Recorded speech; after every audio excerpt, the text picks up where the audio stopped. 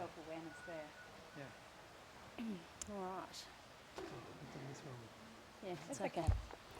All right. Good morning, everyone. Three of us are going to talk to you this morning. Senator Penny Orman-Payne, spokesperson for older people. I'll kick us off. Right now, Minister Ray is telling older Australians that as long as they wait until 1st of November, when he's going to start rolling out new home care packages, everything will be fine. Well, everything is not fine. Every day that the government delays in the rollout of new home care packages is a day that an older Australian has an early admission to hospital.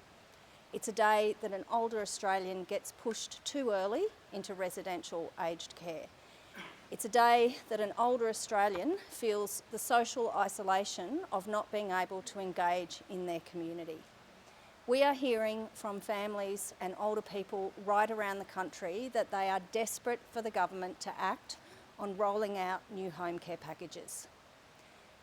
My mum died waiting for a home care package, and she is just one of thousands of Australians who have been in that situation, and I know what it means for them and their families. I remember her going for her assessment and being told how long she was going to have to wait, and telling me that she felt like she was thrown on the scrap heap. That's what it feels like for an older person in this country to know that their government will not look after them in their old age. Minister Ray needs to take action to address this now. So far, we are not seeing any action on the part of the government. We heard at the inquiry on Friday that there is no reason why the government cannot roll out new home care packages, despite the fact that the Act has been delayed. And that's why I wrote yesterday to Minister Butler, because we know that this has flow-on impacts right across both the health and the aged care system. We're seeing hospitals with older people who are deteriorating in them because they can't leave, because they can't get the support they need. Minister Ray needs to act. Minister Butler needs to act. Labor needs to act on this national emergency, and if they won't act, then the Senate will do it for them. Thanks, Penny. Well, the government needs to stand up and call out Bob Katter's terrible behaviour against a journalist for simply doing their job last week. The fact that Mr Katter, after being condemned by journalists and members of the community over the weekend, came back into this building yesterday and doubled down on his violent threats is appalling.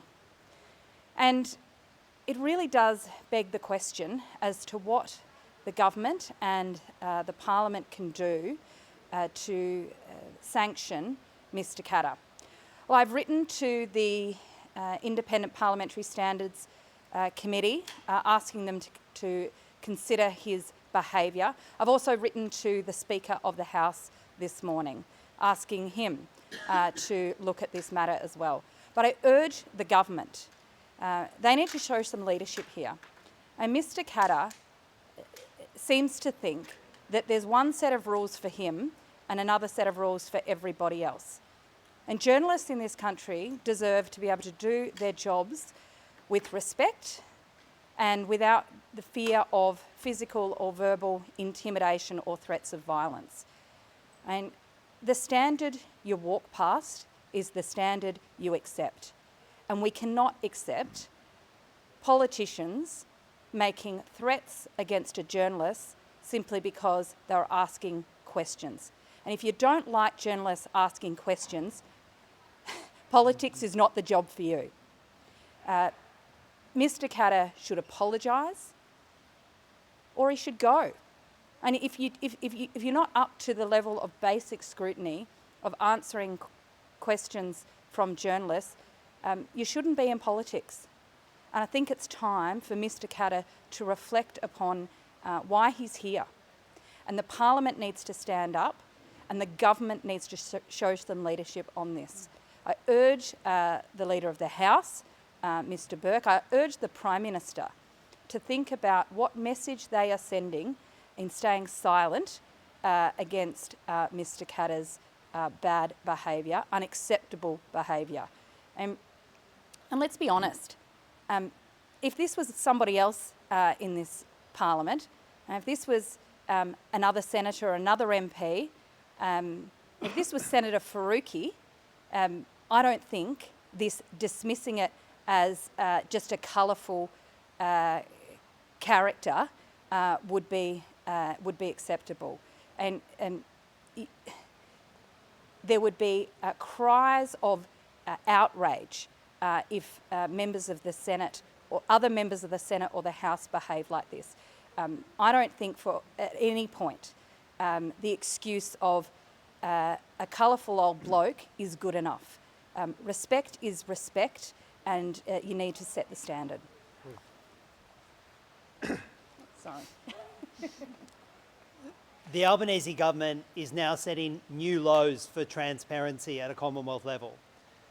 We all thought that the Morrison government had a low for transparency, secret ministers failing to produce documents, but all the evidence shows that the Albanese government is even worse on secrecy than the former coalition government, refusing to produce documents to the Senate, refusing to respond to parliamentary inquiries, and abusing the FOI Act to avoid producing documents.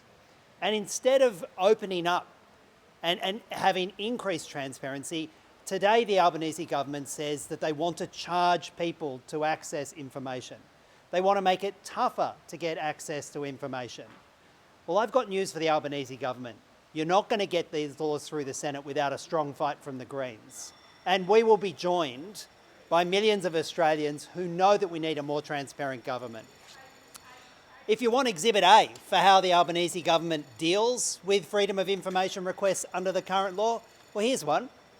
An FOI that was directed for the briefing pack of Australia's Special Envoy to combat anti-Semitism, who went on a publicly funded trip to the United States. People sought access to what the briefing documents were. We got the cover page and then some 70 pages of complete redactions using different provisions of the FOI Act to avoid producing information. And the government says there's too much transparency, that they want to make it harder. Well, we call bullshit on that. And we say to the government that using some argument about Russian bots is not going to cut it if you want this legislation through the Senate. We need more transparency, not less. Today we saw the overwhelming majority of genocide scholars on the planet declare what we've all seen with our own eyes for 18 months, that the Israeli offensive in Gaza, their attack on the people of Gaza, is a genocide. There is no more ducking, there is no more weaving, there is no more hiding, there is no more, oh, Israel says. This is a genocide. And what is our obligation as individuals, as members of political parties, as governments? Our obligation in the face of a genocide is simple. We must do everything in our power to end it. And for the Australian government, we know what that means. It means end the two-way arms trade with Israel. It means stop sending supplies that can be used to feed the Israeli military and their appalling assault on the people of Gaza. Enough is enough. We've seen a genocide in real time for the last 18 months. We now have the final confirmation. The Albanese government must act. And finally, when it comes to secrecy, the government's secret $400+ million deal with Nauru is Exhibit B. The government is trying to pretend, and we saw the Prime Minister ducking and weaving and trying to avoid the truth, that this is a secret deal, spending $400 million of Australian taxpayers' money up front and then some $70 million a year after. How do we know that? Not from anything the government has told us, but from Facebook posts from the Nauruan government. This government is addicted to secrecy, and that's why the Greens will be moving in the Senate, giving notice of today and moving tomorrow to force the government to release the secret Nauru agreement. We have a right to know where this money is going, and we have a right to know what secret deals the Australian government is cutting to establish a new penal colony in the South Pacific. What's your response to the anonymisation of FOI requests being Yeah.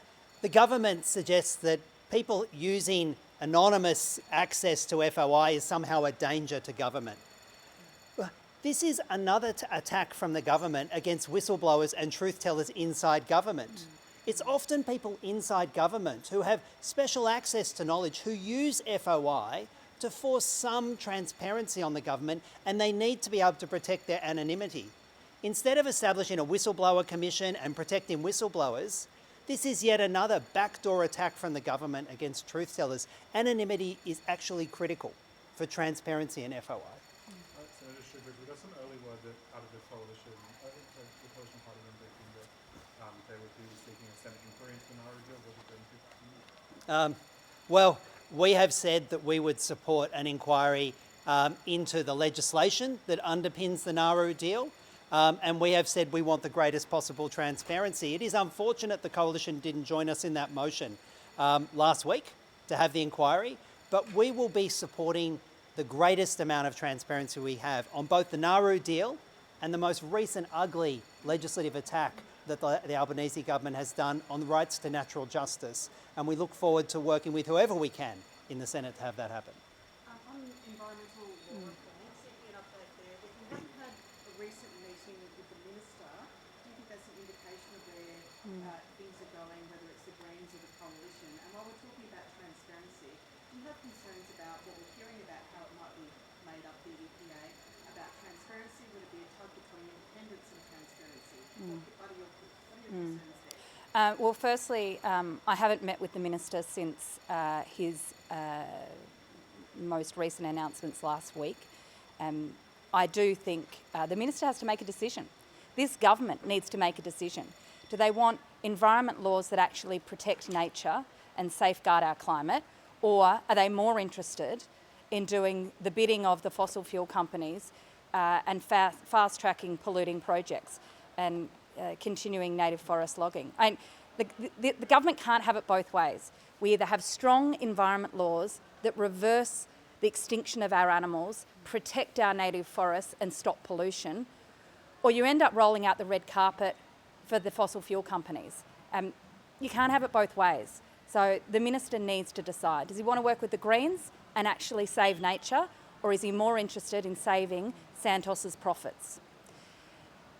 In terms of the EPA and the makeup of that, if the minister wants to come and talk to us about getting strong environment laws through the Parliament, I'm open to talking to him about how the EPA could work. But we need to make sure it actually delivers proper protections. What I am worried about is the government on one hand setting up an EPA while on the other giving exemptions for big projects, whether they be coal mines or other big projects, to bypass proper environmental regulation. If there's any more exemptions given, we are in a world of pain. Too many exemptions already exist within Australia's environment laws. And that's why we can't just have them fixed. We actually need a new set of environmental protections that protect forests from logging, protect our climate from pollution, and protect our wildlife from having their habitat destroyed. And then you compared it to Senator Faruqi. Can you maybe expand there would be a discrepancy there in terms of We know that both Senator Faruqi and other senators have had motions to censure them pass through the Senate when people considered their behaviour or actions to be unparliamentary or disorderly. And frankly, I think threatening violence against a journalist for asking questions, doing their job when a politician is announcing a policy, if that is a standard we are willing to accept, well, God help us all. And if we pretend that there are one set of rules for a bloke like Mr. Katter and another set of rules for everybody else, it is a very, very slippery slope. Our democracy in this country is precious. And part of having a robust democracy is that there is freedom of the press and that we have respectful debate. Mr. Katter's doubling down on his aggressive, violent threats of a journalist yesterday are just unacceptable. They were unacceptable on Friday. To 3 or 4 days later double down and in fact threaten even further must be called out. The government should be showing some leadership on this. And I'm from the Senate. And if Mr Carter was in the Senate, I think there would be a censure motion. But we don't control the House. The government has a super majority in the House, and it is up to them to set the standard and to show some leadership here. I've written to the independent body of parliamentary standards. I've written to the Speaker. But really, this is an issue that the government needs to consider. If they think that type of behaviour is acceptable in this parliament, they should explain that to the community. I don't think it is. And I don't think it would be acceptable if it was anybody else. It's not acceptable from Mr Carter. I don't care how old and colourful he is, and it's not acceptable for anybody else. The standard you walk by is the standard you accept, and this is a standard that we should not accept. Thanks, Tom. The environmental discussion so far, Minister Watt was appointed as Environment Minister. There was kind of talk of his reputation as a fixer. Are you concerned that this is starting to play out, that instead governments are going to push ahead on their own path? It'd be good if we were going to fix the laws so they're not destroying the environment. So, get the renovation team in there, fix it up and protect the furniture, because there's not much wildlife left, there's not much native forest left. We actually have to do everything we can to protect Australia's nature that we have left before it's gone for good. I guess my point about the Environment Minister and his engagement so far is we need an outcome that protects nature, that isn't just a political fix. If Murray Watt is only interested in delivering a political fix, then he'll have to do that with the coalition. The Greens are not interested in a political fix that simply removes the barriers for the fossil fuel industry and the logging companies.